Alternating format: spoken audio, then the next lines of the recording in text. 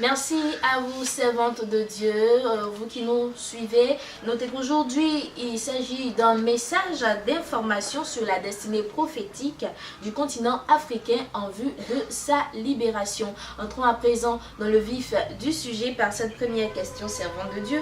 Pouvez-vous nous situer sur l'objet de ce message? Merci pour l'opportunité que vous nous donnez de révéler au peuple africain ce que l'Éternel Dieu a résolu dans sa parole sur sa destinée prophétique. Shalom, shalom à tout le continent africain. Avant de répondre à votre question, il convient de souligner que cet entretien va se dérouler en deux parties. La première émission va consister à libérer le message tel que nous l'avons reçu du Seigneur à travers les prophéties d'Ésaïe 19, Ézéchiel 29 à 32, Jérémie 46, Genèse 15, versets 13 à 14 et bien d'autres textes.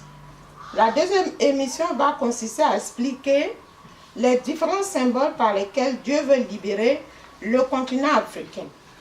Alors, pour répondre à votre question, le pourquoi de ce message, disons que ce message a pour objet d'indiquer ou de révéler au peuple africain les voies par lesquelles ils pourront obtenir leur salut, leur délivrance de l'oppresseur auquel l'Éternel Dieu, le Dieu de tous les esprits, les a soumis selon la prophétie d'Ésaïe 19 et les autres textes que nous avons énoncés.